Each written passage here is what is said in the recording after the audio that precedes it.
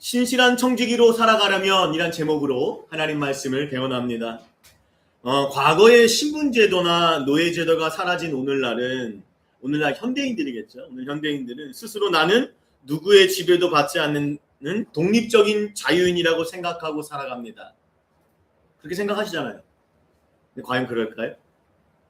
여러분, 종교개혁자 장 칼뱅이죠. 여러분들 알기는 존 칼빈, 미국식 이름이고 프랑스 사람이잖아요. 그 사람이. 장 칼뱅은 그의 저서 기독교 강요라는 책이 있는데요.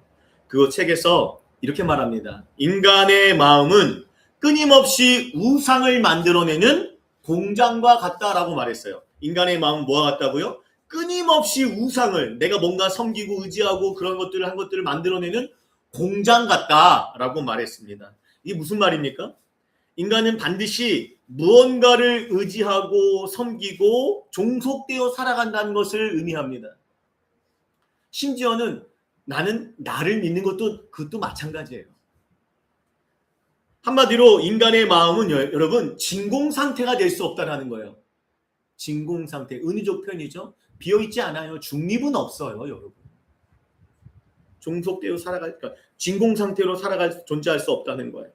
하나님을 떠난 마음에는 반드시 하나님이 떠난 마음, 그러니까 하나님이 원래는 이 마음의 주인이 되셔야 되는데 그 마음을 떠난 마음에는 비어있는 게 아니라 무언가 또 채워지고 있다라는 것인데, 그것이 뭐 돈이 될 수 있겠고, 오늘 주제가 되는 또 권력이 될 수 있고, 또 내 자아, 내 자신이죠.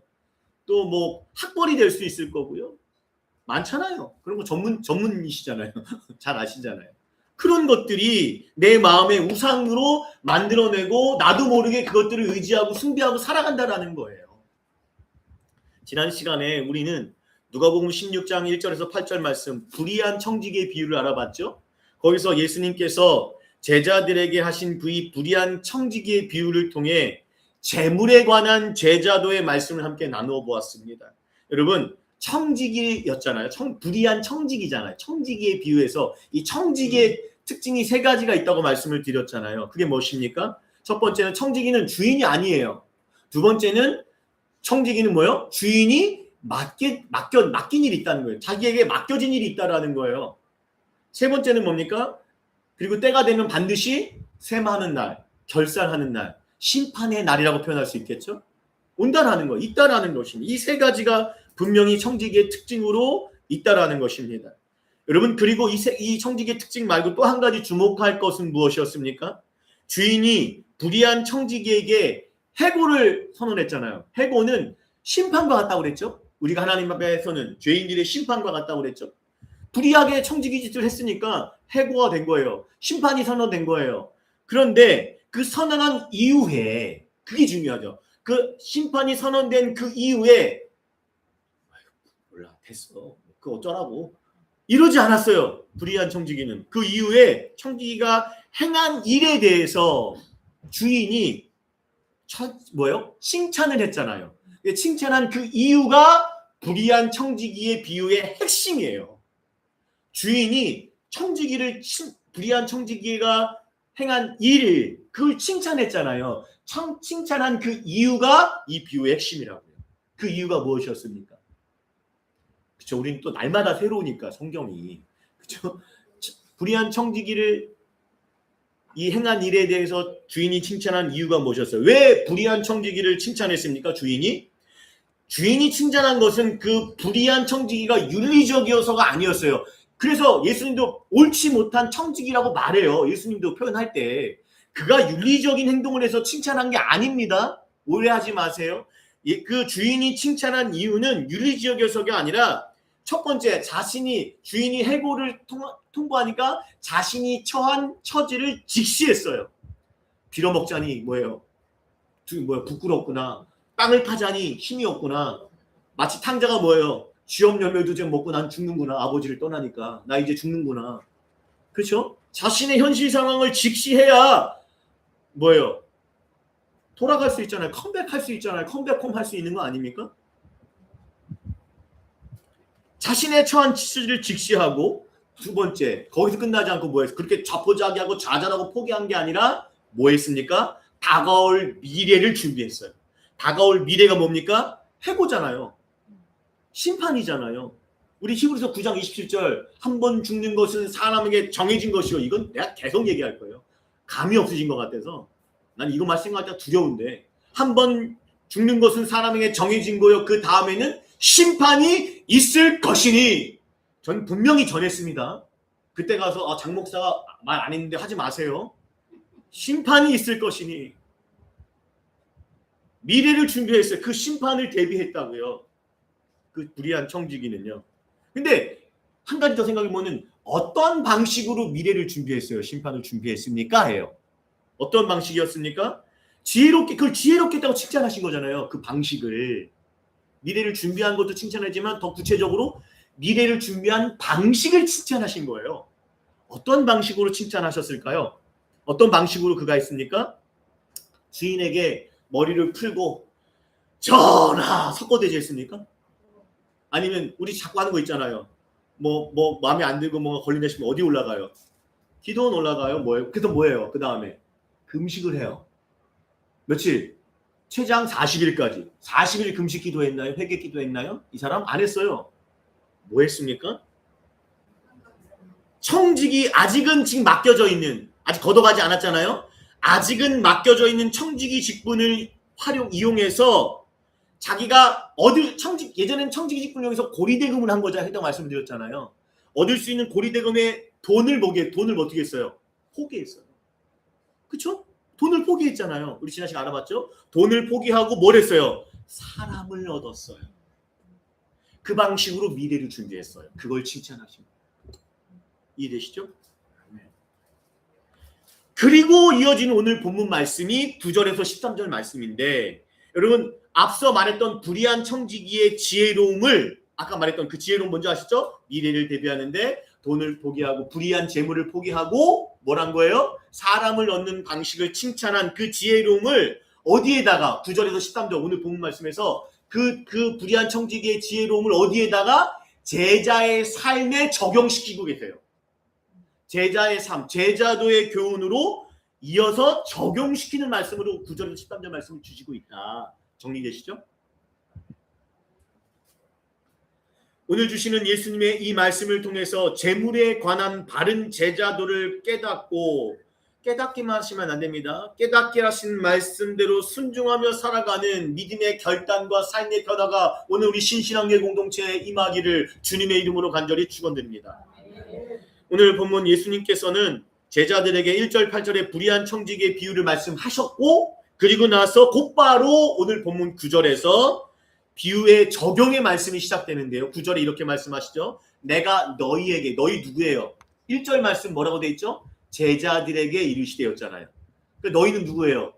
제자들이에요. 여기서 계속 9절부터 13절까지 너희는 바리새인들이 아닙니다. 제자들이에요. 제자들에게 말하노니 불의한 재물로 친구를 사기라. 여기 재물이란 단어가 맘모나라는 헬라어를 쓰는데 영어로는 맘몬. 여러분 들어봤죠? 맘몬? 영어로 맘몬의 어원이 되는 맘모나가 재물이에요. 그렇죠?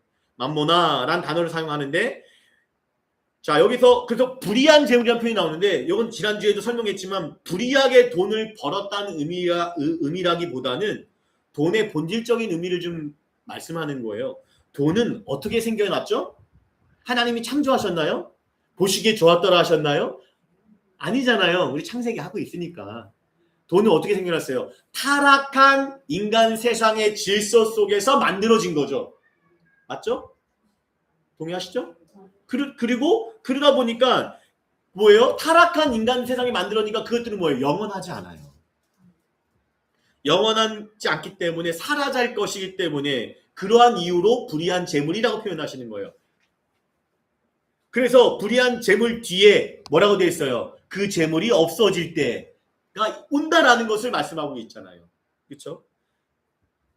재물이 없어진다는 것은 뭡니까? 아, 내가 사업을 했는데 이번에 쫄딱 망했어. 나 지금 거지 됐어. 뭐 그런 얘기가 아니라 뭐라고 말씀드렸죠? 우리가 재물이 소용 없어질 때가 온다라는 거예요. 재물을 내가 수백억, 수천억을 갖고 있어도 아무 소용이 없어질 때가 오죠. 언제입니까?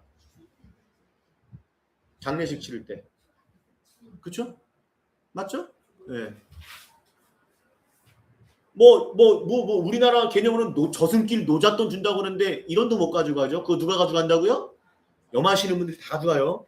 네, 넣지 마세요. 차라리 헌금을 하세요. 어려운 사람은 도우세요. 네. 네. 그러니까 곧 생명이 다할 때요. 그 재물이 없어질 때는 내가 생명이 다할 때 의미인데 그때가 곧 전 이렇게 해석이 돼요. 불의한 청지기가 주인에게 해고당할 때 곧 뭐죠? 하나님 심판대 앞에 설 때 아닙니까? 그렇잖아요. 죽으니까. 개인적 종말이 왔으니까. 그때가 오기 전에 뭐 하라는 거예요? 그때가 오기 전에 아직 내가 시간이라는 삶의 기회가 있을 그때에 뭐 하라는 거예요? 그 재물로 친구를 사귀라. 이 사귀라라는 단어를 헬라어를 직역을 하면 이런 표현입니다. 미루지 말고 당장 단호하게. 미루지 말고 당장 단호하게. 왜 단호하게라는 표현이 들어갈까요? 아깝잖아요. 재물로 친구를 사귀는 게. 아닌가요? 저만 그런가요? 그렇잖아요. 단호하게. 아까워하지 말고. 친구를 사귀라. 행동하라. 말씀하는 의미입니다.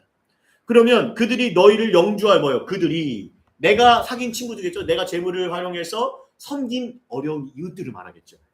그들이 너희를 영주할 처소로 영접하리라 라고 말씀합니다. 여러분 근데 여기서 영주할 처소가 뭐예요? 헬라어를 직역하면요. 영원한 장막, 천국이에요. 그러면 뭐지? 장 목사 이거 뭐지? 이거 잘못 이해하면 그럼 돈으로 천국을 살 수 있는 건가요? 라고 오해할 수 있는데 잘못 해석할 수 있는데 결코 그렇지 않습니다. 아까도 소개했던 종교개혁자 자한 깔뱅, 이 개혁주의 신학의 선두자죠. 이 자한 깔뱅은 이 말씀에 대해서 어떻게 해석을 했냐면 이렇게 말합니다. 그들이 너희를 영주할 처소로 영접하리라는 해석을 어떻게 하냐면 첫 번째, 천국문을 열고 영접하는 궁극적인 주체는 오직 하나님이십니다. 여기서 너희를 영주할 우리를 영접할 그 너희는 누구냐면 내가 도와준 친구들, 그쵸? 아까 말했던 불의한 재물, 없어질 재물을 활용해서 어려운 이웃들 섬겼던 그 이웃들이 나를 영접한다라는 것인데 그것은 어떤 의미가 담겨 있냐면 그들이 마지막 심판 날에 이런 거죠. 우리의 믿음이 거짓이 아니었다. 우리의 믿음이 우리 믿음이 있잖아요. 어떤 거죠? 그들을 말씀대로 섬겼던 우리의 행실이 거짓이 아니에요. 믿음이라는 건 말만이 아니라는 거죠. 우리의 그 행실이 참된 믿음이었다. 사랑으로 역사하는 참된 믿음이었다라는 것을 뭐 하는 거예요? 그들이 증인으로 서준다는 거예요. 이게 이해가 되셔야 돼요. 여러분 이게 무슨 말입니까? 하나님을 사랑하고 예수 그리스도를 믿습니다. 제가 물어보잖아요. 예수 그리스도를 믿으십니까? 이렇게 물으면 흉내를 좀 내야 되나요? 여러분 예수 그리스도를 믿으십니까? 이러더만 그러면 아멘! 그 믿음의 고백일 수 있지만 그것만으로는 확실하지 않아요. 여러분 내가 예수 그리스도를 믿는다라는 신앙 고백 가장 확실한 증거는 뭐라는 거예요? 그 말씀대로 주님이 주신 계명대로 서로 사랑하는 거. 이웃을 사랑하는 것이 내 믿음의 확실한 증거라는 거예요. 사랑으로 행하는 그 행실이 믿음의 참 믿음. 그래서 야고보 장로가 뭐라고 합니까? 행함이 없는 믿음은 시체와 같다. 내가 맡겨주신 물질과 시간과 건강, 재능을 활용해서 어려운 이웃들, 친구를 사귀고 섬기는 것, 그것을 뭐예요? 내가 주님을 사랑합니다라는 믿음의 확실한 증거라는 사실을 잊지 마시길 바랍니다. 이게 부족하잖아요, 우리 한국교회는. 그럼 우리가 불의한 재물이지만 어렵게 번 돈으로, 그쵸? 하나님은 그냥 하늘을 뚝 주시지 않잖아요, 물질을. 열심히 아침에 출근해서, 그쵸? 그냥 죄송합니다. 안 좋은 소리죠. 더러운이라고 표현해버렸어요. 안 좋은 소리 들어가면서, 그쵸? 비위 맞춰가면서 돈을 버셔요. 어렵게 돈을 버는데 그 어렵게 번 돈으로 왜 친구를 사귀라 라는 예수님의 이 말씀을 왜 순종해야 됩니까? 여러분 그냥 우리가 천국 가기 위해서요 이렇게 생각한 이건 어린아이 같은 신앙이고 왜 우리가 이 말씀에 순종해야 될까요? 어렵게 번 돈이잖아요. 불의한 재물일지언정 쉽지 않고 쉽게 보시는 분 있어요? 없잖아요. 근데 그걸 왜 그 돈을 갖고 왜 친구를 사귀어야 되냐? 왜 어려운 이유 섬겨야 되느냐? 왜 이 말씀에 예수님의 말씀에 순종해야 합니까? 요한복음 15장으로 가볼게요. 내 계명은 곧 내가 너희를 사랑하지 너희 서로 사랑하는 이것이니라. 13절 때문이에요. 사람이 친구를 위하여 자기 목숨을 버리면 이보다 더 큰 사랑이 없나니. 이게 무슨 말이에요? 예수님께서 저와 여러분을 곧 여러분을 저의 예수님의 친구로 삼기 위해서 뭘 하셨어요? 자기 자신을 뭐예요? 자기 목숨을 십자가에서 버리셨어요.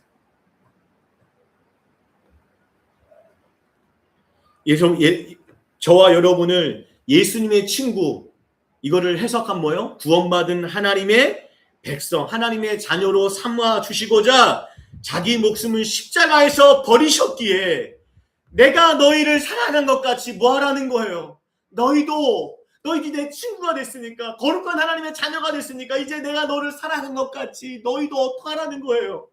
서로 사랑하는 것이 마땅하다. 그런 사랑을 받았기에 우리도 서로 어떻게 해요? 내 계명을 행하라는. 예수님의 계명은 어렵지 않아요. 사랑하시는 그 사랑이 세상적 사랑이 아닙니다. 나오나의 사랑이 아니에요. 나오나의 사랑 아시죠, 어르신들? 그 사랑이 아니라 내가 너희를 사랑하고 예수님의 십자가의 사랑에 기반해서 사랑하는 거예요. 혼돈하지 마십시오. 세상의 사랑 말하는 거 아닙니다.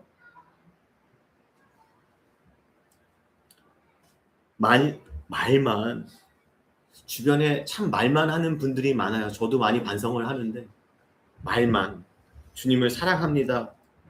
말은 하는데 예수님은 나한테 고백하라고 하지 않으셨잖아요. 행하라고 하셨잖아요. 이거 계속 내가 똥방을 치고 있잖아요. 행하라고. 나한테 사랑한다고 고백해 줄래? 하지 않으셨어요. 내 계명대로 행하면 내 친구라.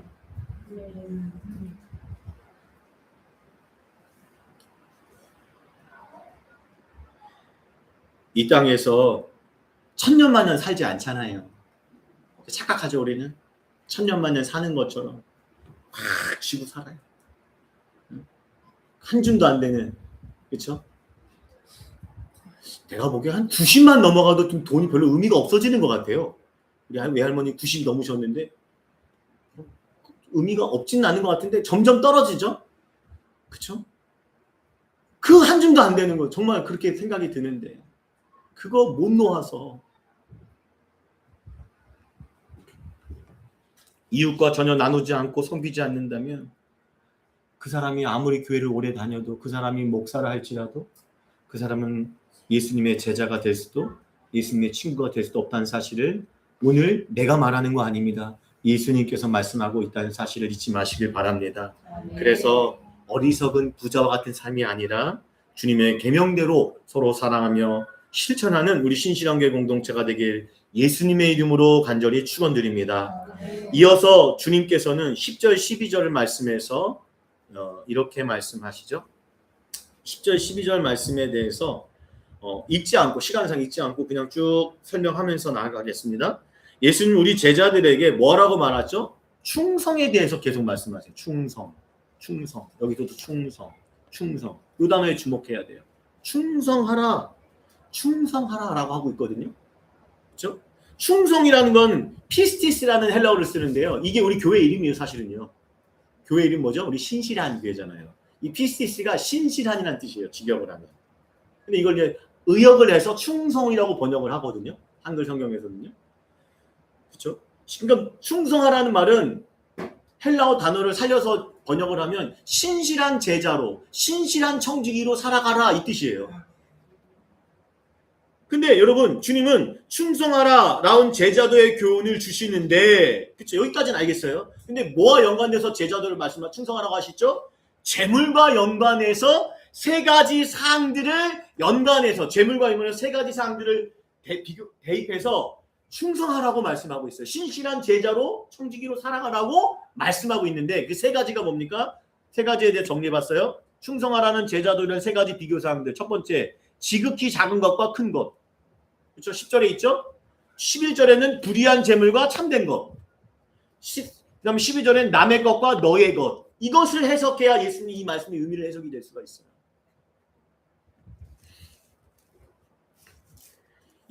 물론 이 세 가지를 해석하기 전에 이 세 가지의 말씀, 세 번에 걸쳐 하신 이 비교하는 말씀들의 공통된 핵심은 10절의 말씀에서 의미와 같아요. 10절 말씀에 뭐라고 말하죠? 작은 것에 충성된 것에 큰 것도 충성한다.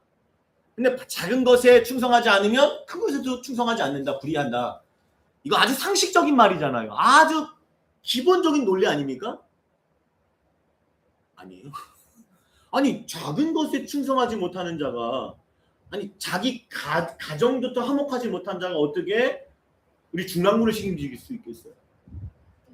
맞잖아요? 그건 그거고 이건 이거예요? 아니잖아요. 그렇죠? 이게 세 가지의 핵심에 공통적으로 주는 핵심들이 이 내용들이 작은 것에 충성해야 큰 것도 충성할 수 있다. 이게 세 가지 계속 세 가지 비교상에서 흐르고 있다고요. 공통적으로요. 이해되셨죠? 그럼 하나하나 알아볼까요? 먼저 10절부터 가보겠습니다. 10절. 10절에 보면 지극히 작은 것에 충성된 자는 큰 것에서 충성된다. 반대로 지극히 작은 것에 불의한 자도 큰 것에 불의하다. 이 말씀을 하고 계세요. 이것을 먼저 해석하려면 지극히 작은 것이 무엇이냐. 문맥으로 보면 뭐겠어요? 재물이에요. 일상에서 사용하는 재물. 그렇죠. 재물에 대한 얘기를 하고 계시잖아요. 계속 지금.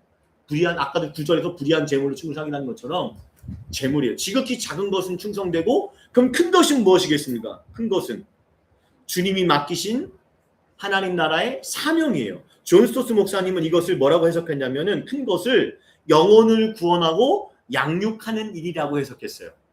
존 스토스 목사님 아시죠? 모르시나요?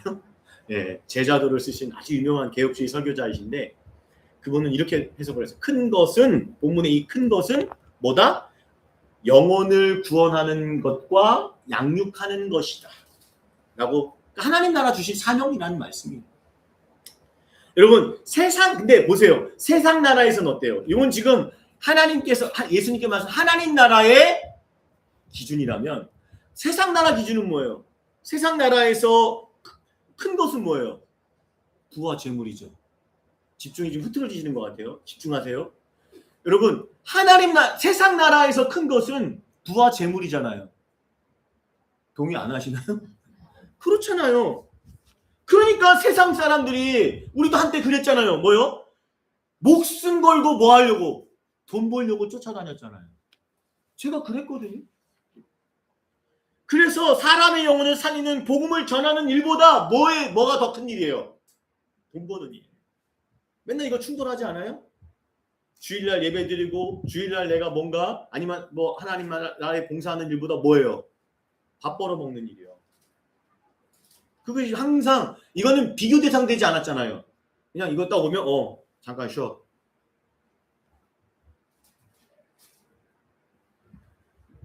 하나님 나라 복음 전하는 일을 돈 버는 일보다 지극히 작은 일로 여겼어요. 정확하게 말할게요. 관심이 없죠 별로.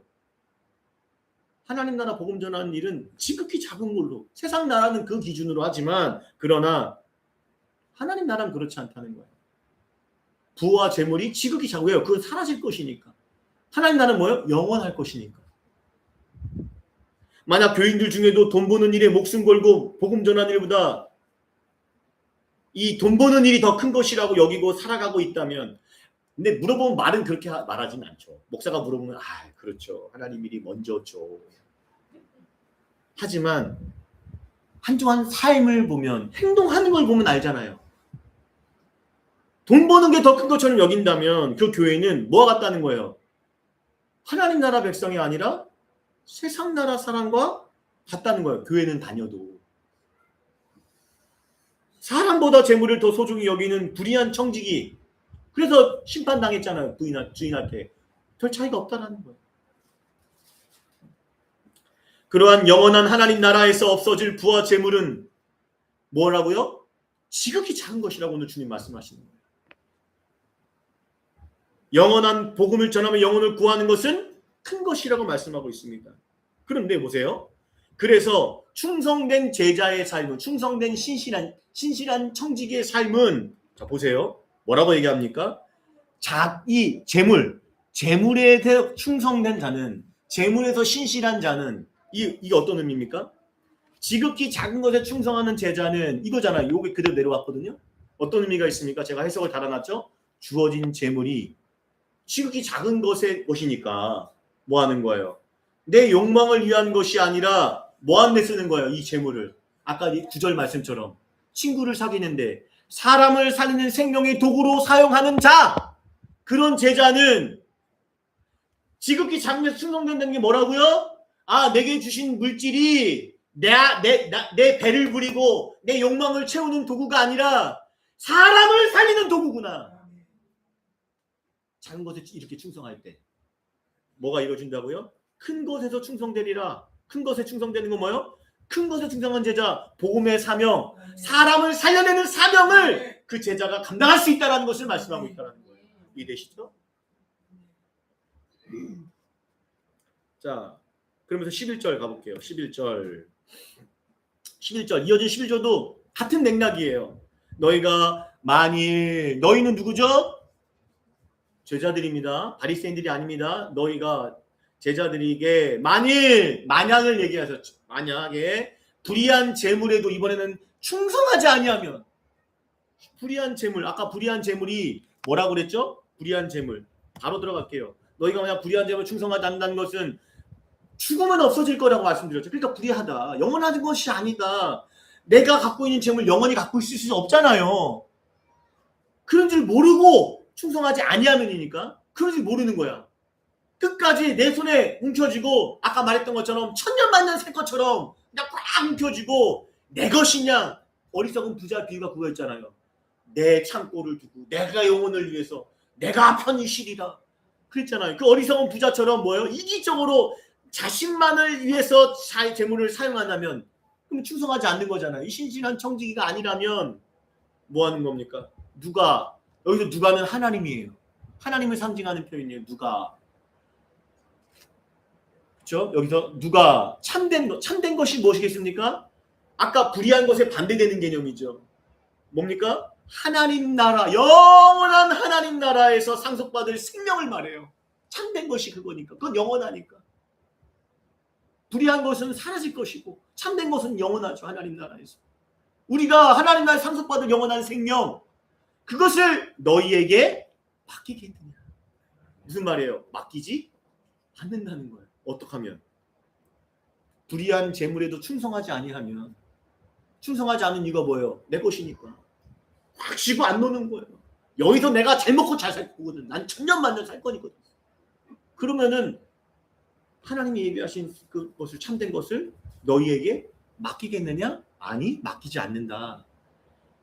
먼저 개인에 대한 구원에 대한 문제가 생기고요. 또 하나는 뭐예요? 사명에도 문제가 생기죠. 당연히 생각해 보세요. 여러분, 우리 마태복음 25장에 제가 해드렸죠. 이거 수요 예배 때 한번 해드렸나요? 마태복음 25장에 우리가 잘 아는 비유가 있었죠.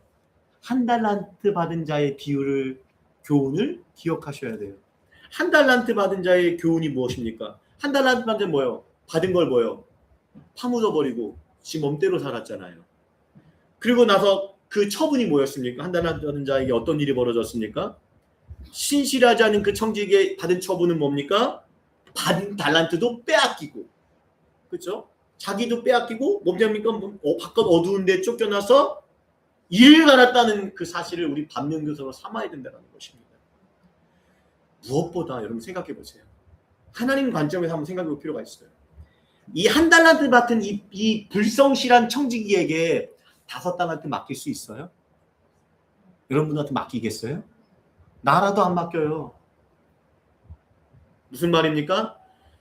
불의한, 지극히 작은 것, 없어질 것, 이 불의한 재물에도 충성하지 않는데 어떻게 예수님께서 십자가에서 죽으셨던 그 너무나도 천하보다 귀한 한 영혼을 그 청지기에게 맡기겠냐고요. 안 맡겨요. 맡기지 않습니다.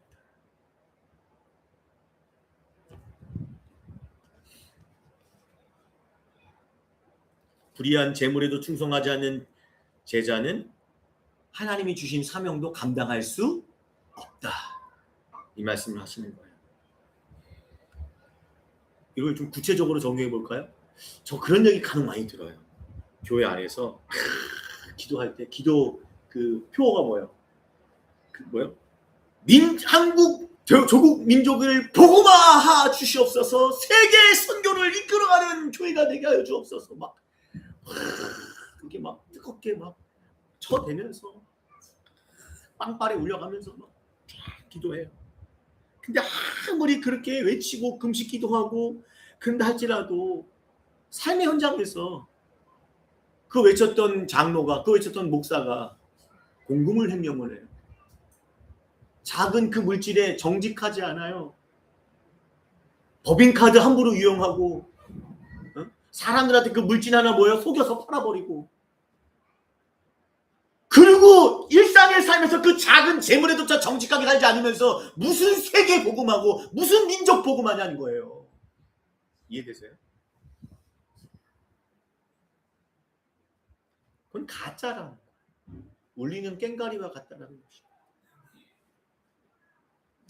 복음의 증인의 사명도 결코 맡을 수도 하나님 맡기지도 않으세요. 그런 사람들에게는 맡기지 않으세요. 왜? 너무나 귀한 영혼인데. 예, 이어지는 12절에 보면 이런 말씀을 하십니다. 12절 말씀 보겠습니다. 너희가 만일 남의 것에 충성하지 아니하면 누가 너희 것을 충성하주겠느냐. 여기서도 우리가 먼저 알아볼 게 뭡니까? 남의 것과 너희의 것, 이거를 알아봐야 돼요. 이걸 비교하고 계시거든요. 보세요. 남의 것. 보통 우리가 보면 흔히 세상에서 우리가 열심히 땀 흘려 번 돈은 뭐예요? 누구 거예요? 왜 대답을 못해요? 열심히 피 흘려 그냥 피 같은 땀 흘려갖고 바지가 올라가네. 자, 예? 열심히 땀 흘려갖고 그냥 열심히 그냥 뭐 가끔 뭐 우리 어머님 표현은 뼈가 너글너글 해갖고 그냥 돈을 그냥 그게 돈이 아니잖아요. 피잖아요. 피. 생명. 그거 벌었어. 그거 누구 거예요? 내 것이라고 생각해요. 내가 할게 알려드릴게요. 내 것이라고 생각하고, 그리고 반대로도 뭐라고요? 마지막 때에 내게 주실 영원한 천국, 영원한 생명은 뭐요? 남의 것이라고 생각을 해요. 하나님에게 주실 것. 아니, 희한해요. 왜 그렇게 생각을 해요? 보통 교인들이 12일 번 돈은 내 거. 나중에 받을 건 하나님 주신 거니까 그건 하나님의 거. 주시면 감사하고. 네. 일단 이게 더 중요하고. 내 것, 남의 것을 이렇게 구분을 한다고요. 이해되시죠? 근데 오늘 주님께서는 뭐예요? 그것을 180도 뒤집어 버리시잖아요. 무슨 말인지 뒤집어 계신다라는 거예요. 여기서 말하는 남의 것은 뭡니까? 아까 남의 것은 하나님께서 나에게 맡기신 물질, 재물이에요. 재물뿐만이 아니죠. 시간도 맡겼고 건강도 맡겼고 내게 주신 사업장, 직장, 자녀들 모두 가족들까지도 심지어 이 교회까지도 하나님이 맡기신 것, 남의 것이에요. 그러니까 하나님 맡기신 거 이거 내 거예요, 남의 거예요. 하나님 거니까 남의 거지. 주인 거죠. 내 거 아니라고요. 이해되세요? 반대로 너희의 것, 제자들의 것이겠죠. 이건 뭡니까? 마지막 때 주실 영원한 생명 천국은 너희의 것으로 주셨다는 거예요. 이게 너희 거야. 이거를 구분하니까 신앙이 삐뚤어지는 거 아닙니까?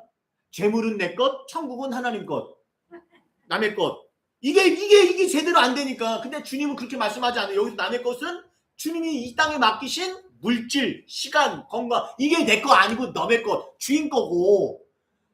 너희 것은 이미 예수님께서 피 흘려 죽이셔서 죽으신 십자가의 보험으로 완성하신 생명. 그거 너희 거야. 그게 네 거야. 그럼 신앙이 바뀌겠죠. 안 그래요? 그러니까 너희가 제자들이, 그렇죠? 가볼게요.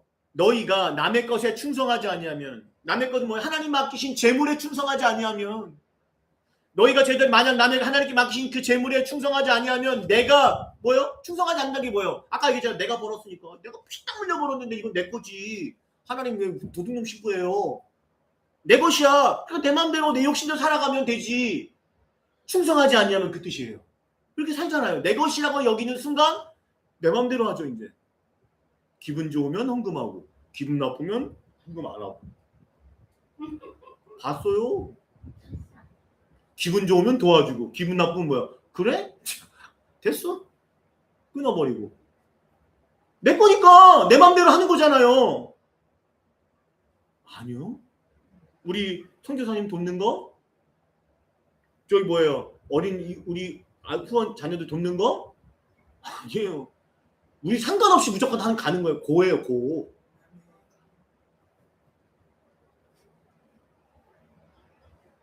그러면 그게 충성하지 아니하면 누가 너희의 것, 우리에게 예비해 주신 그 생명의 영원한 천국의 생명을 너희에게 주겠느냐? 주지 않는다. 취할 수 없다. 왜? 그건 믿음의 삶이 아니잖아요. 본문을 묵상할 때 아까 10절, 12절 세 가지 비하했죠. 큰 작은 것, 큰 것, 불의한 재물과 참된 것, 남의 것과 너희 것, 이 세 가지를 비교한 거잖아요. 지금 이걸 비교하면서 제가 이 말씀을 묵상하면서 뭐가 되냐면, 여러분 우리 얼마 전에 많이 썼던 거 코로나19 검사 키트, 그게 생각이 떠올랐어요. 무슨 말이냐면 예수님이 10절에서 12절 말씀이 내가 신실한 청지기인지 짝퉁 청지기인지, 신실한 제자인지 짝퉁 청지기인지 감별해내는 신실한 청지기 감별 키트 같은 거예요. 오늘 본문 말씀이요. 감이 안 오세요?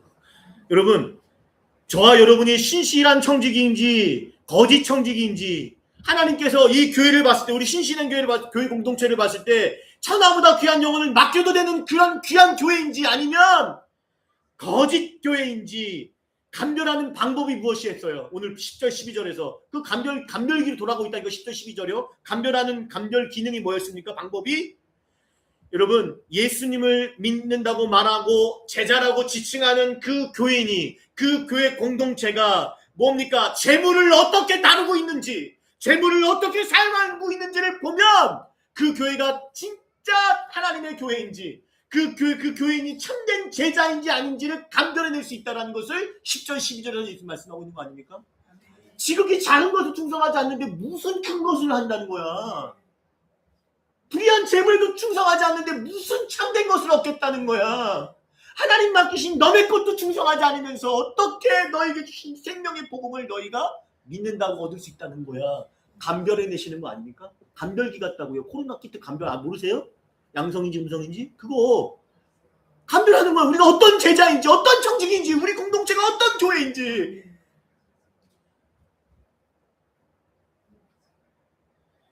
여러분, 어떤 개인도요, 어떤 교회도 아무리 돈이 많아도요, 그 재정은 한정돼 있죠. 끝없이 쓸 수 있는 개인도 교회도 없어요. 아무리 교회가 커도 재정은 한정돼 있는 거예요. 개인도 마찬가지고요. 그렇죠? 그런데 그 한정된 재정을 어떻게 사용한지를 보면 그 교인이, 그 교회 공동체가 어떠한 신앙 공동체인지를 알 수 있다라는 거예요. 간혹 나중에 그런 얘기해요. 간혹 이런 얘기 하세요. 나중에 제가 돈 이거 대박 나면 화끈하게 돕겠습니다. 걱정하지 마시라고 목사님. 아무 염려 마시라고. 나는 그분이 염려가 돼. 또 이런 거 있잖아요. 우리 개척교회니까. 우리 교회 작으니까. 내가 보기엔 작지도 않아요. 진짜로 그래요. 장로님이 나한테 얘기를 들었어요. 교회가 작으니까, 교회 재정이 어려우니까 여유가 생기면 그때 선교합시다. 그때 후원 구제합시다. 여러분, 이런 생각들은요, 그 교인, 그 교회를 스스로 속이는 생각이라는 거예요.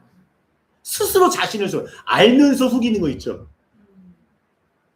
그냥 하기에는 좀 뭔가 불경건해 보이고 신앙 없어 보이니까 포장하는 거잖아요. 속이려고. 스스로 그 교회 스스로. 현재의 적은 월급, 현재 개척교회라도 한정된 재정이라 할지라도 먼저 정직하게 하나님 앞에 그 어려운 이웃을 떼어 나누지 지금 못하면 나중도 못하는 거예요. 내가 그런 걸 보질 못했어요. 제가 살아가면서. 제가 사업하면서 그런 거 배웠거든요. 내가 있잖아. 지금 어려운데 네가 이렇게 희생하면 내가 항복. 난 그 얘기 듣는 순간 그때부터 뭐예요? 이 사람은 아니구나. 전 이게 입력이 있는 사람이에요. 하도 많이 당해갖고. 여러분 지금 못하면 다음도 못하는 거예요. 로또 맞아보세요. 그 사람이 하나. 지금 내가 있는 한정 안에서 적지만 부족하지만 콩 하나밖에 없지만 이따 알아보면 냉수 한 그릇밖에 없을지라도 그걸 나누는 사람이 신실한 청지이고 제자인 거지.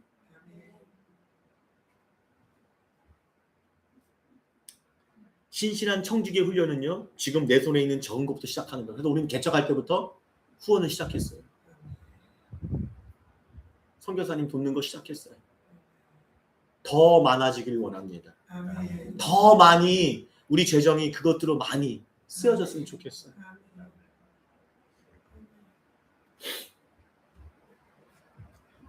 감리교회 창시자죠. 존 웨슬리라는 이 사람이 있는데 그분이 이런 말을 했어요. 지갑이 회개하지 않으면 진정한 회개가 아니다. 전 참 동감되는 말이에요. 무슨 말입니까? 재물 사용과 신앙이 어떻게 돼 있는 거예요? 연결돼 있다. 오늘도 주님 그 말씀하시는 거잖아요. 재물 사용과 신앙은 연결돼 있다라는 겁니다.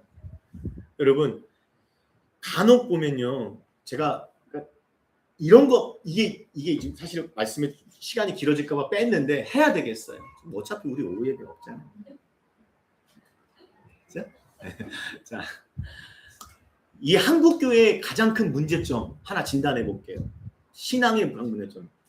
이원론적인 문제. 영육 이원론의 영향을 받아서 이원론적인 신앙생활을 엄청 이게 가장 주님이 제일 싫어하는 게 외식이라고 말씀드렸죠. 이 외식된 신앙의 본질이에요. 이원론적 신앙생활을 한다는 거예요. 무슨 말입니까? 교인들 한국 교인들이 뭐예요? 예배하고 기도하고 뭐 성경 공부하는 건 뭐예요? 영적인 신앙생활이에요. 이거에 목숨 걸죠. 그거 걸어야 돼요. 근데 문제는 뭐냐면 이걸 문제 삼는 거 아니에요. 저는요. 이거 중요해요. 근데 문제는 뭡니까? 그 밖에 삶의 현장에서는 뭐예요? 내가 오늘 본문으로 예를 들면 재물을 사용하는 것도 그것은 육적인 거예요. 이거는 영적인 신앙생활 벌게야. 내가 재물을 쓰고 재물을 벌고 하는 것은 신앙생활의 연속인데 우리 찬양할 때 아까 뭐예요? 나는 예배자입니다. 뭐예요? 나는 예배인데 찬양 뭐예요? 기억도 안 나요? 우리 매주 하는데 내가 서 있는 곳 그 어디서나 하나님만을 예배하길 원합니다. 그게 찬양이잖아요. 주일날만 예배고 거룩합니까? 주일날 밖은 뭐예요? 이원론이에요. 여기는 거룩하고 밖은 뭐예요? 육적으로 살아버리는 거예요. 거긴 영적인 신앙생활이 없어요. 11조도 마찬가지잖아요. 11조 어떻게 생각해요? 10분의 1 100만 원에 10만 원 이거 하나님 거야. 할렐루야 거룩해. 좋아요. 거룩한 거 맞아요. 그럼 나머지 90%는 내 거예요? 이원론적인 신앙은 뭐예요? 이거 내 거예요. 내 마음대로 써버려요. 그게 문제라고요. 신앙, 시간적인 이원론. 주일날은 할렐루야. 옷도 잘 입고 나 같은 목사는 하얀 가운 입어줘야 되고 할렐루야. 성도님 할렐루야. 월요일부터 뭐예요? 다 집어넣는 시간적, 장소도 맞아. 교회에서는 아이고 형제님 사랑합니다. 직장 가면 뭐예요? 죽을래? 집에 가면 뭐예요? 야 네가 해. 그것도 이원론 아닙니까? 문제다. 예배, 기도, 봉사, 성경 공부, 거룩한 영적인 신앙생활 맞습니다. 그러나 우리가 한 주간에 살아가는 것도 영적인 신앙생활의 일환이 된다는 거. 그 중에 가장 중요한 거요. 재물을 벌고 재물을 쓰는 것도 영적인 신앙생활과 깊이 연결되어 있다는 사실을 잊지 마세요. 제발. 이거 얘기하고 싶어서. 저는 그러니까 여러분 그러면 어떻게 해야 됩니까? 재물을 어떻게 사용해야 돼? 교회에 많이 헌금하십시오. 저는 그 얘기 그 헌금 안 하면 웨슬리가 그랬지 않습니까? 지갑을 회개해야 회개입니다. 그러니까 교회에 많이 헌금하십시오. 이 말이 아니에요. 여러분 제 신앙 양심이 이건 제 신앙 양심입니다. 제 신앙 양심으로는 저는 목사 되기 전부터 그랬어요. 목사 되기 전부터 어려운 이웃을 돕고자 해서 그래 내가 드릴 헌금이 없어요. 그럼 헌금 안 해도 돼요. 이거 제 신앙 양심이에요. 그럼 여러분 신앙 양심에 따라 하시면 돼요. 하나님께 드리는 헌금을 제 마음대로 말할 수는 없지만 적어도 제 신앙 양심으로는 내가 어려운 이웃을 돕고자 해서 지금 하나님께 드리는 헌금이 없어요? 그럼 헌금 하지 마세요. 저는 그렇게 가르치고 싶어요. 제 신앙 양심이거든요. 여러분 판단하시면 돼요. 신앙 양심. 헌금에 대해서 강요하는 게 아니니까 강요해서도 안 되고. 그러나 제가 드리고 싶은 말씀은 뭡니까? 개인이든 교회 공동체이든 하나님께서 맡기신 이 재물, 이 재정을 바르게 사용하자는 거예요. 자, 보세요. 바르게 사용하고 세 가지 말씀드릴게요. 내가 하나님 재물을 어떻게 바르게 사용하고, 첫 번째, 하나님의 영광을 쓰고 있습니까? 이거 질문하셔야 돼요. 다시요. 내가 하나님의 맡긴 재물을 바르게 사용할 수 있는 기준, 첫 번째, 내가 이 재물을 하나님의 영광을 위해 사용하고 있는가? 두 번째, 한 사람을 살리는 데 사용하고 있는가? 세 번째, 뭡니까? 내 영혼을 성숙하게, 신앙을 성숙하는 훈련의 도구로 사용하고 있는가? 세 가지가 있어요. 기억 안 나시면 다시 들으세요. 녹화되고 있으니까. 재정을 바르게 사용하자고요. 그게 신앙에 연결돼 있다고요. 나 그 말 하고 싶었던 거예요. 사랑하는 여러분, 우리는 하늘의 창고를 맡은 하나님의 청직이에요. 하나님의 청직이라는 뭐예요? 하늘의 창고를 맡은 자들 아닙니까? 그래서 마태복음 16장 이 말씀 하시잖아요. 16장에 너희를 위하여 보물을 어디에다가? 땅에 쌓아두지 말래요. 땅에 쌓아두지 말고 어디에요? 하늘에 쌓아두라. 너희를 위하여. 적금 하늘 땅에 붓지 말고 어디다가 뭐요? 하늘 창고에 부으라고요. 그러면 장 목사, 하늘의 창고에 어떻게 해야 되는 거야? 쌓으려면 어떻게 해야 돼? 여러 가지가 있는데요. 이 말씀 시간상 하나만 딱 소개할게요. 이거예요. 누구든지 제자의 이름으로, 이거 예수 그리스도의 이름이죠. 내 이름이 아닙니다. 주님을 드러내기 위해서, 주의 복음을 전하기 위해서겠죠. 제자의 이름으로 이 작은 소자, 작은 자가 누구예요? 도움이 필요한 어려운 이웃이겠죠. 나도 어렵지만 나보다 더 어려운 이웃들. 내가 지금 안 도우면 정말 저 사람 어떻게 될 수 있는 한 사람, 그 소자에게 뭐예요? 내가 가진 냉수 한 그릇을 주는 자. 결코 상을, 이게 하늘에 쌓는 방법이에요. 하늘에 쌓은 방법은 교회 통장 잔고 늘려가는 게 아니라 뭐합니까? 교회도 개인도 뭐예요? 주신 물질 흘려보내는 거예요. 어떻게 해요? 어려운 자들에게. 우리의 가진 냉수 한 그릇이다. 냉수는 다 있으시다뇨. 냉수는 다 있으시다뇨. 왜 아멘, 왜 내 눈빛 피하셔요? 냉수는 다 있으시다뇨. 돕죠. 주신 물질 어렵죠, 힘들죠. 그걸 좀 아껴서라. 하늘에 쌓아서. 주님께 사랑하신 신실한 교회 공동체 여러분, 오늘 본문인 9절 12절에서는 예수님께서 말씀하신 게 뭡니까? 지극히 작은 것, 재물이죠. 불의한 재물에 또 남의 것, 하나님 맡기신 이 재물에 대해서 어떻게 하라고 말씀하셨죠? 충성하라. 신실한 청지기로 살아가라. 신실한 제자로 살아가라고 말씀하십니다. 그리하면 어떻게 한다?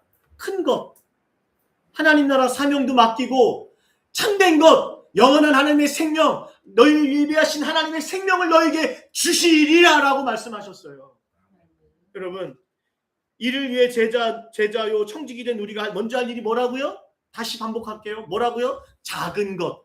주님께서 이 땅에 맡기신 주님의 것, 남의 것이요. 주님의 것을 뭐하러요? 사용해서 어려운 이웃을 섬기고 사귀라. 9절 말씀처럼 친구를 사귀는 삶, 어려운 사람들을 돕는 그러한 삶을 살아가라. 맡기신 물질로 어려운 사람들을 돌보고 섬기는 삶을 살아가라. 그렇게 충성하면 예수님 믿는 신실한 제자이고 청지 있게 살아간다면 너에게 영원한 생명을 주시리라, 취할 것이라 말씀하고 있다는 거예요. 두 번의 것을 강조했습니다. 여러분, 이게 1절 파트에서 불의한 청지가 주인에게 칭찬받은 이유와 같다라는 거예요. 서두로 다시 돌아가서 불의한 청지가 칭찬받은 이유가 뭐라고? 이거잖아요. 물질을 포기하고 돈을 포기하고 사람을 얻었죠. 우리 제자들도 불의한 청지기도 주인 앞에 서기 전에 그걸 했잖아요. 우리도 주님 앞에 설 때까지, 하나님 앞에 서기 전까지, 그때까지 뭐 하라는 거예요? 우리에게 맡기신 물질을 갖고 하나님 나라 위해서, 어려운 영혼들을 위해서 사용하라는 거예요. 그렇게 해서 주님이 계명처럼 서로 사랑하는. 그런데 문제가 있어요. 이거 하고 마칠게요. 문제가 있죠. 물어보겠습니다. 문제는 뭘까요? 자, 이제 물어볼게요. 오늘 주신 말씀대로 순종하며 살고 계십니까? 나 오늘 들었잖아요. 그럼 이렇게 질문할게요. 오늘 주신 말씀대로 순종하며 살아갈 것을 결단하십니까? 이렇게 잘 될까요? 믿음이, 참 목사가 믿음이 없어요. 그쵸? 여기서 아멘 하셨는데 잘 될까요? 물어봐요.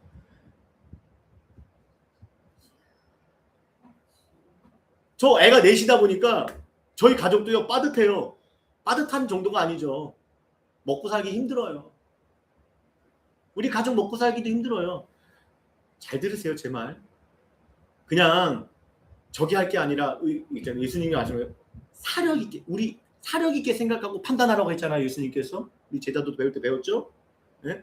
깊이 생각하고 우리가 제자도의 삶을 살아가는 거예요. 먹고 사는 거 힘들어요. 쉽지 않아요. 어려워요. 근데 물질을 나눠서 이웃 섬긴다는 것 쉽지 않아요. 말 그대로 정말 어렵습니다.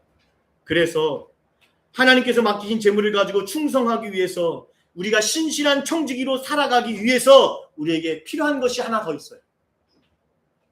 그게 오늘 본문 13절 말씀. 그 답이 13절 말씀에 있어요. 13절 말씀으로 가볼게요. 지파인이 두 주인을 섬길 수 없나니 혹 이를 미워하고 저를 사랑하거나 혹 이를 중히 여기고 저를 경히 여길 것입니다. 이 빨간 부분을 주목하세요. 우리에게 필요한 게 뭡니까? 이 빨간 부분을 한마디로 정의하면 뭡니까? 우리에게 필요한 건 우리 아버지 하나님만을 가장 사랑해야 돼. 이거 없이 아까 아멘 하면요 좀 안 믿겨져요. 재물이 얼마나 막강한 힘을 갖고 있는데. 왜 재물인데? 예수님조차도 인정하셨잖아요. 하나님 자리에 다른 우상들 많이 있지만 뭘 갖다 냈어요? 하나님 자리를 위협할 수 있는 걸 뭘로 이용하셨어요?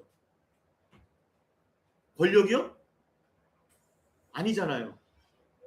돈. 그만큼 인간에게 가장 막강한 영향력을 줄 수 있는 게 돈이기 때문에. 여러분들의 의지로 안 돼요. 내가 당장 내 애들이 먹을 게 없는데 말씀에 순종할 수 있을까요? 순종할 수 있는 유일한 길이 뭐라고요? 이거예요. 아버지 하나님을 가장 사랑할 때 그 하나님을 신뢰합니다. 저는 단지 구호를 외치자는 것이 아닙니다. 진심으로 하나님을, 우리 예수님을 가장 사랑하는 마음을 가져야 한다고 선포하고 있는 것입니다. 여러분, 근데요, 제가 이 말씀을 어제 이제 새벽까지 묵상하면서 밤 12시 대해서까지 묵상하면서 이 머리로는 알겠어요. 그렇죠? 내가 목사가 이 자리에서 주님을 가장 사랑해야 합니다면은 아멘 하시죠. 왜? 머리로는 알겠거든요. 근데 뭐가 안 돼요? 적용이 안 돼요. 적용이 안 돼요. 머리로는 안 되는데 이 마음으로는 잘 안 들어간다라는 거예요. 왜 그럴까요? 왜 그럴까요? 제가 깊이 고민했어요. 계속 밤새 고민했어요. 아침에도 계속 고민했어요. 아침절에 돼서야 주시는 게 뭐냐면 첫 번째, 몰라서예요. 뭘 모르겠어요? 나를 향한 하나님의 사랑이 어떤지를 모르는 거예요. 우리가 먼저 하나님 사랑하는 거 아니에요. 하나님이 먼저 우리를 사랑하셨는데 하나님이 나를 어떻게 사랑하시는지, 아까도 찬송하니 주께서 내게 주신 은혜가 무엇인지를 모르는 거예요. 제가 다시 생각해봤어요.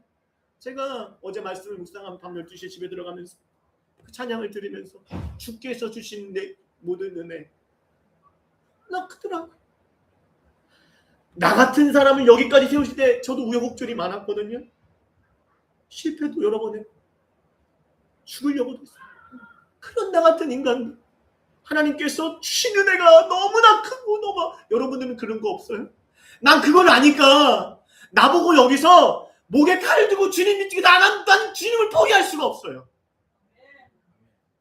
주님이 베푸신 그 사랑이 너무 큰 걸 아니까. 주님이 나를 발차서 날 떠나라고 해도 난 주님을 떠날 수가 없어요. 여러분은 어떠세요? 그걸 모르니까 세상 사람들이 왜 돈을 더 사랑할까요? 심지어 교회를 다니는 목사나 장로나 권사들조차도 왜 주님보다 돈을 더 사랑할까요? 주님의 사랑을 모르니까. 그래서 주님을 사랑하지 않으니까. 그러니까 그따위 짓을 하는 거 아닙니까? 사랑하는 여러분, 주님을 가장 사랑하시고 그 사랑을 알기를 원합니다. 저는 여러분들을 위해서 기도할 수 있는 건 유일한 건 거예요. 이 사랑을 알게 해달라. 근데 제가 보니까 이 사랑을 좀 더 깊이 알려면요, 극적인 사건도 있어야 되지만 또 하나의 중요한 건 말씀과 기도예요. 극적인 사건을 통해서도 만나기도 하지만 그것이 인격적으로 만남이 이어지려면 말씀과 기도해요. 말씀을 듣고 깨달았으면 말씀대로 살기 위해서 기도하셔야 돼요. 그 가운데 뭐가 역사가 있는지 아세요? 이건 분명해요. 성령의 역사가 있어요. 그 역사를 통해서 하나님의 살아계심, 하나님이 나를 얼마나 사랑하시는지, 나를 어떻게 구원하셨는지, 그리고 또 무조건 중요한 거, 나를 지금도 어떻게 인도하고 계시는지를 인격적으로 알게 됩니다. 경험하게 돼요. 그러한 주님을 만났으면 좋겠어요. 간절히 소망합니다. 그래서 저와 여러분이, 우리 신실한 교회가 예수 그리스도를 가장 사랑하는 백성들이 됐으면 좋겠어요. 여러분, 만약에 여러분들이 하나님, 예수님을 가장 사랑하지 않는다면 어떤 일이 벌어지는지 아세요? 요거 짚고 넘어가야 될 것 같아요. 만약에 여러분들이 아까 말했잖아요. 인간의 마음은 진공 상태가 될 수 없어요. 하나님을 사랑하지 않는다면 다른 걸 사랑할 수밖에 없어요. 오늘 본문에도 두 주인을 섬길 수 없나니, 여기 말하잖아요. 이를 미워하거나 저를 사랑하는 것. 하나님을 사랑하면 만몬을 사랑하지 않겠죠. 반대로 하나님을 사랑하지 않으면 재물을 사랑하는 거예요. 보세요. 한쪽을 사랑하면 한쪽은 어떻게, 그렇게 됐을 때 어떤 걸 구체적으로 삶에 나타나면 잘 들으셔야 돼요. 이거 하나님을 사랑하지 않으면 그냥 끝나는 게 아니라, 하나님을 사랑하지 않으면 재물을 사랑하게 돼요. 세상을 사랑하게 돼요. 그러면 어떻게 나타나냐면요, 나머지 한쪽이 두 개잖아요. 두 개 중에 하나잖아요. 지금 나머지 한쪽이 뭐가 돼요? 수단이 돼버려요. 무슨 말이냐면, 탕자 얘기를 딱 그예요. 탕자 비유가 얼마 전에 했었죠. 이어지거든요. 탕자가 아버지를 사랑하지 않으니까 무슨 짓을 했어요? 아버지를 사랑하지 않고 뭘 사랑했어요? 돈을 사랑했어요. 그래서 뭘 달라고 그랬어요? 유산. 돈을 너무 사랑하니까. 그러니까 탕자에게 아버지는 뭐예요? 내게 유산을 줄, 돈을 줄 수단으로 전락해버린 거예요. 이게 중요해요. 이걸 많이 실수해요. 내가 주일날 와서는 이원론적 아까 얘기했잖아요. 주님을 사랑한다고 고백해요. 근데 주님이 날 얼마나 사랑한지 모르고 그냥 머리로만 주님을 사랑한다고 하고 정작 마음은 뭘 사랑해? 세상을 사랑하고 재물을 사랑하면 어떻게 돼요? 주일날 이 예배조차도, 여러분이 하는 기도조차도 뭐가 돼요? 그 재물을 얻기 위한 수단이 돼버린다고요. 하나님이 여러분의 수단이 돼버려요. 여러분의 물질을 채우는, 여러분의 욕심을 채우는, 여러분의 세상 것을 채우는 수단이 돼버린다고요. 그래서 문제라고요. 그런 사람이 어떻게 구원받을 수 있겠어요? 신앙생활 똑바로 하려면 가장 먼저 이게 너무 중요해요. 너무 두려운 말씀이에요. 주님을 가장 사랑해야 돼요. 안 그러면 다른 걸 더 사랑하면 그걸 위해서 주님이 뭐가 돼요? 수단이 돼버려요. 수단. 신앙생활 그렇게 하는 사람 너무 많이 봤어요. 예배를 열심히 드려요. 기도를 열심히 드려요. 근데 보니까 뭘 위해서? 세상의 축복, 기복. 그거 받기 위해서 주님이 수단이 돼버리고 있어요. 얼마나 주님의 마음이 아프시겠어요. 사랑하는 여러분, 다시 여쭤보겠습니다. 예수 그리스도, 우리의 아버지 하나님을 가장 사랑하십니까? 아니면 재물을 더 사랑하십니까? 자신의 생명보다 저와 여러분을 사랑하신 예수 그리스도의 사랑을 알고 경험하시기를 바랍니다. 그래서 여러분의 삶이 예수님 말씀 계명대로 여러분에게 주어진 그 물질이 수단이 되어야 돼요. 예수님을 사랑하면 이제 뭐가 돼요? 물질이 수단이 되겠죠. 물질을 사랑하면 예수님이 수단되지만 반대로 예수님을 사랑하면 물질이 뭐가 되는 거예요? 주님 말씀대로 물질이 뭐야? 수단이 돼서 사랑의 실천의 도구가 되고 생명을 살리는 도구가 될 수 있다는 거예요. 그런 말씀대로 살아가는 우리 신실한 청지기로 살아가시기를 주님의 이름으로 간절히 축원드립니다.